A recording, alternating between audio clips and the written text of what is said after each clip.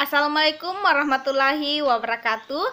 Perkenalkan, nama saya Jumriani dengan NIM A1J118052 dari kelompok 2. Video ini merupakan tugas laporan praktikum mata kuliah Anatomi dan Fisiologi Manusia yang diampu oleh dosen Bapak Mustamin Balumbi SPD MSI dengan asisten pembimbing WAOD Siti Hajar Fosia dengan judul praktikum Sistem Saraf Involunter.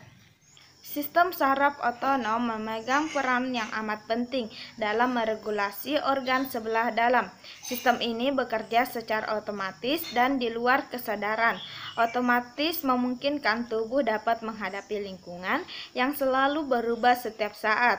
Saraf otonom terinfeksi dengan organ saluran dalam seperti otot jantung, otot polos, dan kelenjar-kelenjar. Sistem ini meregulasi tekanan dan aliran darah, motilitas saluran pencernaan dan sekresinya, suhu tubuh, dilatasi saluran pernapasan, paraglukosa, metabolisme, mikturis, relaksasi pupil mata, dan akomodasi, sekresi kelenjar-kelenjar, termogulasi, dan masih banyak lainnya yang dapat disebutkan. Saraf otonom terdiri dari saraf simpatik dan saraf parasimpatik. Pergalion saraf simpatik pendek dan berasal dari gray mater, tulang belakang, dan meninggalkannya melalui vertal. Sedangkan pergalion saraf parasimpatik berasal dari batang otak dan bagian sakral, dan kemudian menjulur keluar dan bersimpasis dengan yang galion yang dekat dengan organ sebelah dalam, yaitu saraf 3, saraf 7, dan saraf 9 dan 10. Baik, yang pertama yaitu mata. Mata pada saraf simpatik, letak galionnya berada di vertebral dan bekerja dalam dilatasi pupil mata dan relaksasi otot siliaris untuk pandangan jauh. Sedangkan pada saraf parasimpatik berasal di saraf kranial 3 dan bekerja dalam kontraksi pupil mata dan otot siliaris untuk pandangan dekat. Kemudian yang kedua yaitu kelenjar submandibular dan sublingual. Pada saraf parasimpatik berada pada saraf kranial 7 dan 9 dan bekerja dalam menstimulasi cairan ludah, sedangkan pada parasimpatik bekerja dalam pencegahan pengeluaran cairan ludah. Kemudian yang ketiga yaitu paru-paru.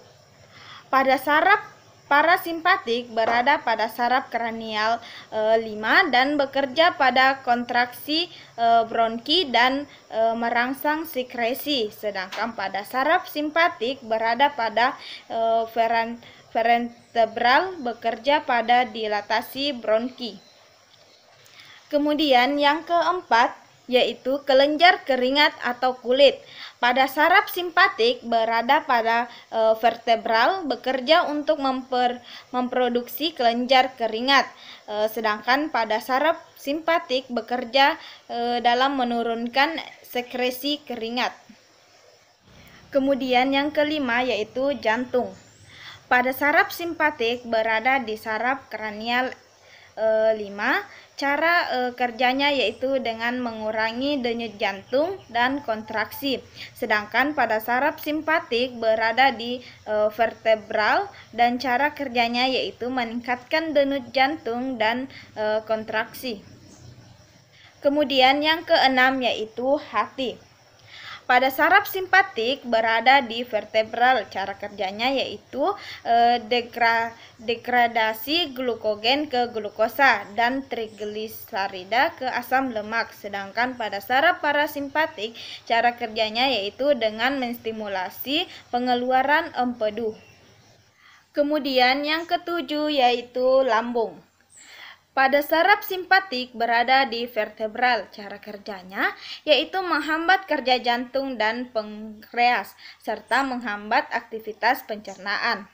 Pada saraf parasimpatik berada di saraf kranial 5.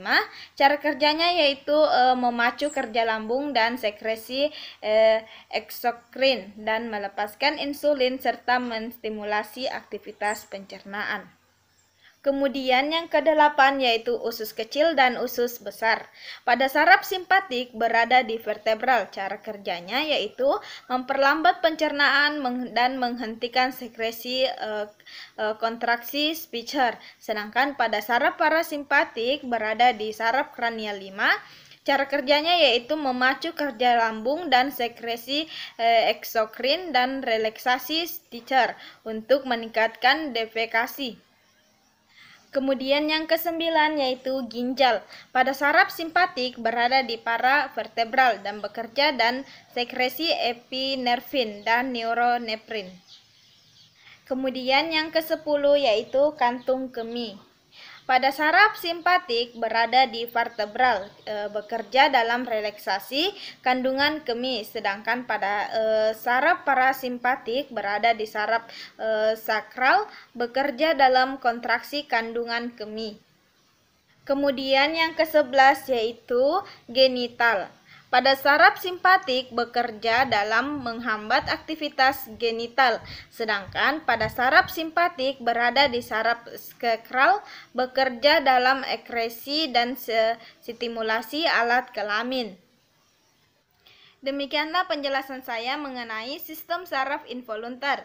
Lebih dan kurangnya mohon dimaafkan dan saya akhiri dengan ucapan wabillahi taufiq wa hidayah. Wassalamualaikum warahmatullahi wabarakatuh.